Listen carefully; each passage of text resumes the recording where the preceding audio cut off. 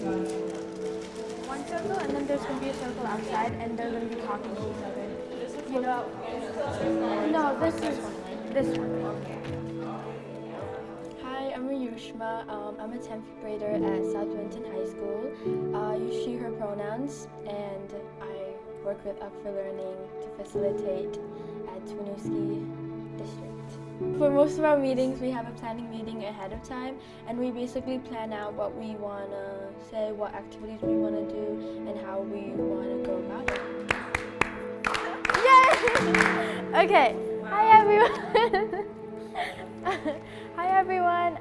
Okay, so we have a lot of new members today. Sometimes we have a big group of youth just suddenly arrive, and sometimes there are less youth. We basically do introductions, and then we do some checkup questions, and then an activity to get us started, and then we do updates from each of the action groups and of what's going on.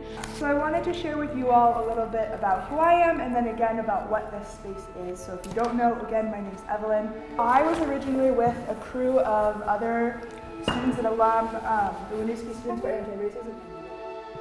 The Winooski Students for Antiracism group, which is a group of students and teachers supporting the group, came up with a list of demands for our school, for changes and steps that we need to take in order to be an anti-racist, anti-biased school. The demands were really clear and really powerful, and I think I was immediately interested in being involved in some way. And the one that stood out to me was, because I was currently working with a lot of multilingual students, was the ask that our school provide the opportunity for every multilingual student to have access to a mentor.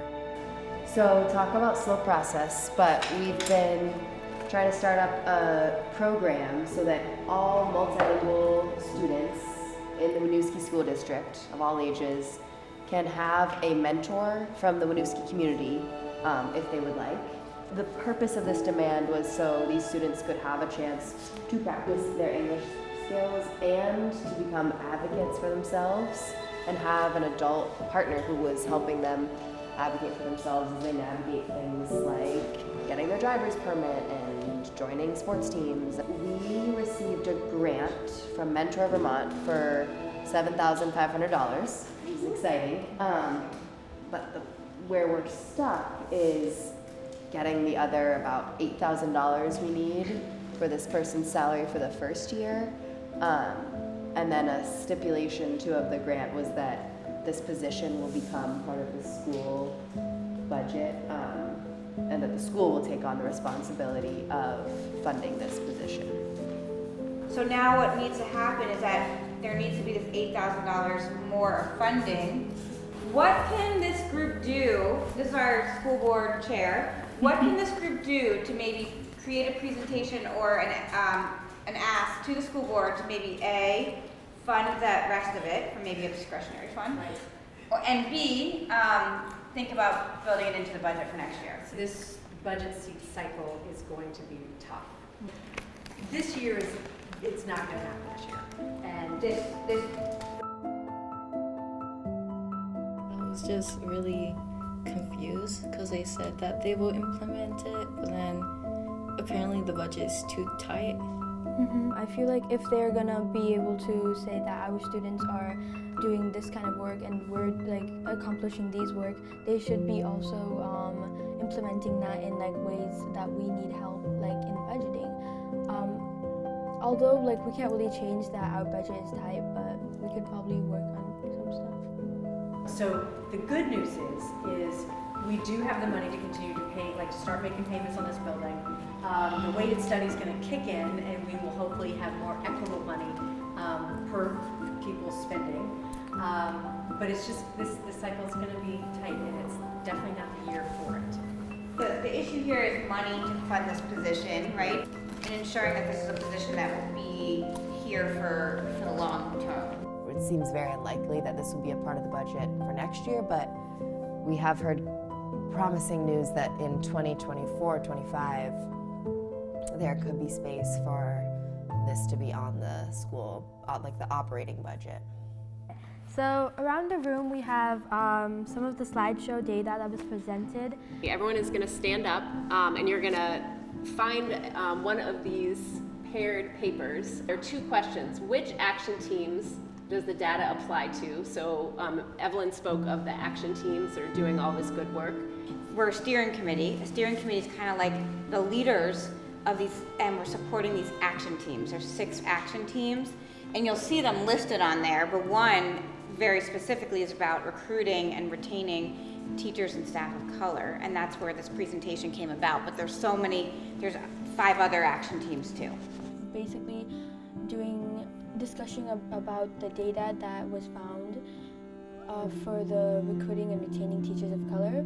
Here I noticed that the second comment there was written by someone who's white, and it seems to me that they only got hired because of their connections with the principal's son instead of their qualifications, and that just really stuck.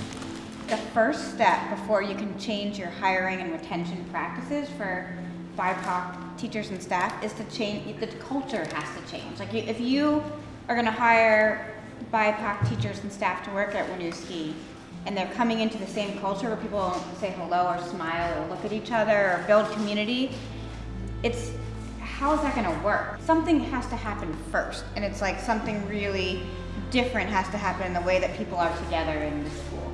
I find it ironic how we are trying to hire BIPOC individuals, but one of the surveys said that the BIPOC staff teachers who are already here don't feel comfortable enough to be their authentic selves.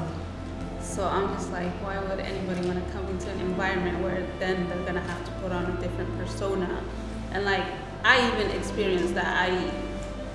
I've noticed that like I talk a certain way once I come in this building, or like act a certain way, and like it's gotten to a point where the students started noticing it too. And like I've been telling them, you started acting like a white teacher now, and I'm just like, that's.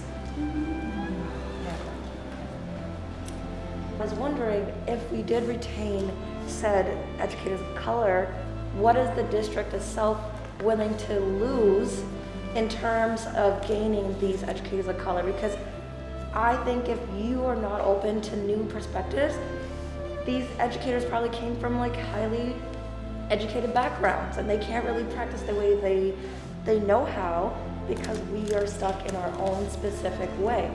And that seems to be the gap between innovation and elevation, as opposed to staying still and just working on a curriculum or a pattern that just is outdated. How can we make this a better place? How can we make our communication better? How can we keep the teachers here longer? I could understand how this is like really important, especially to the community and around this area, because I know we're really like, this area is very diverse, but it's not really to the point where it's like where the teachers really understand what's going on as well. What's crazy to me is that most of our BIPOC staff are only here because of the students, and I'm pretty sure that it's because they've faced the same treatment before, and they want to be the role model that they wish they had as a student. Because many of them, I'm assuming, also went to Winooski. Our community isn't as wealthy as the other communities, and we're more diverse. And I also wonder how we can change that and make all the communities more equal with the opportunities that they get. It's quite difficult as a student because, like the research shows, 83% of our students don't feel safe speaking out, and I want to know why they don't feel safe.